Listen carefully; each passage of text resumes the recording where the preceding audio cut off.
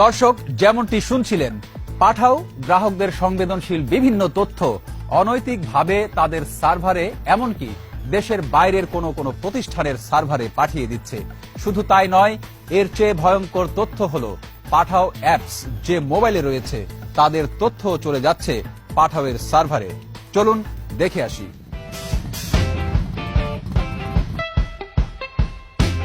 দেশের সবচেয়ে জনপ্রিয় রাইড শেয়ারিং প্রতিষ্ঠান পাঠাও মাত্র ১.৫-২ বছরের মধ্যে এটি মানুষের যাত্রাকে কিছুটা হলেও সহজ ও সাশ্রয়ী করেছে।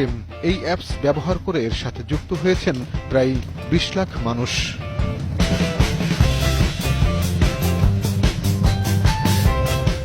২০ লাখ মানুষের মোবাইলের অনেক তথ্য চলে যাচ্ছে পাঠাওয়ের সার্ভারে।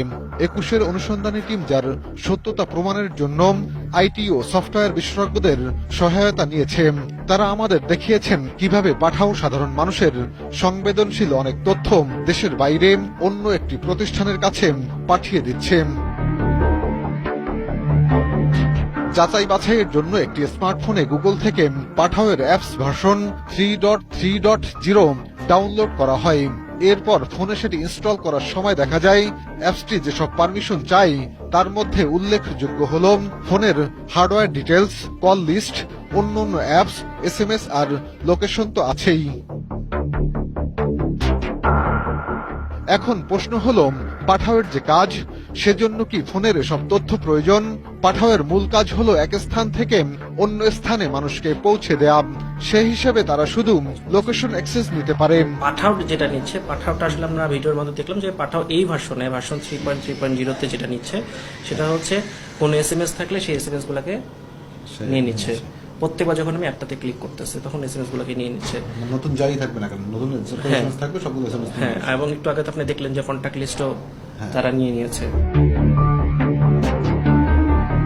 এরপর আমরা দেখব পাঠাও ইনস্টল করার সাথে সাথেই মোবাইলের সংবেদনশীল অনেক তথ্যই নিয়ে যাচ্ছে, যেটির প্রমাণও পাওয়া যায়। মোবাইলে অ্যাপসটি ওপেন করার সাথে সাথে মোবাইলের কন্টাক্ট নাম্বার, অন্যান্য অ্যাপস সহ অনেক তথ্য চলে যাচ্ছে।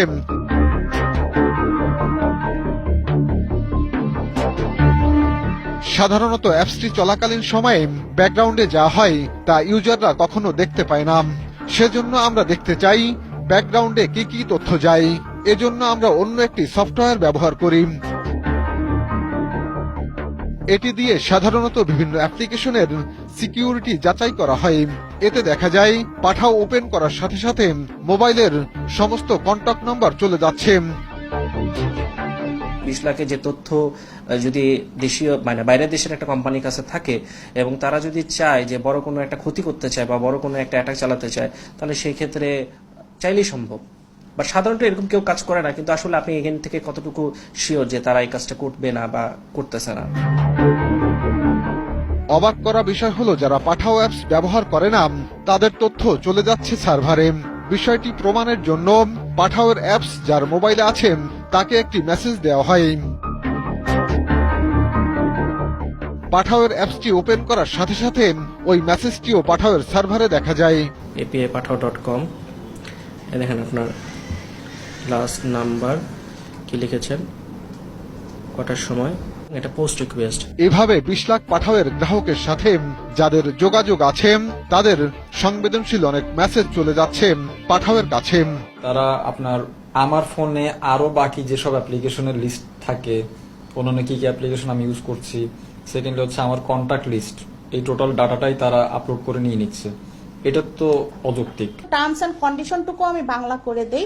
এতে করে হবে কি, আমি একবার চিন্তা করব যে আমার যে এই পরিমাণ ডেটা, এই পরিমাণ এক্সেস আমার ফোনেরও পেয়ে যাচ্ছে, তো এটা থেকে আমি কি ধরনের, আমার নিরাপত্তা ঝুঁকি কতটুকু বা আমি কি ধরনের ক্ষতির সম্মুখীন হব। শুধু তাই নয়, পাঠাও অ্যাপসটি যতবার ওপেন করা হয় ততবারই গ্রাহকের তথ্য সার্ভার নিয়ে নেবে। সাধারণ মানুষের মেসেজ ফোল্ডারে যেসব তথ্য রয়েছে সেগুলো যদি পাঠাওয়ের সার্ভারে চলে যায় তাহলে বড় ধরনের বিঘ্ন ঘটার আশঙ্কা রয়েছে।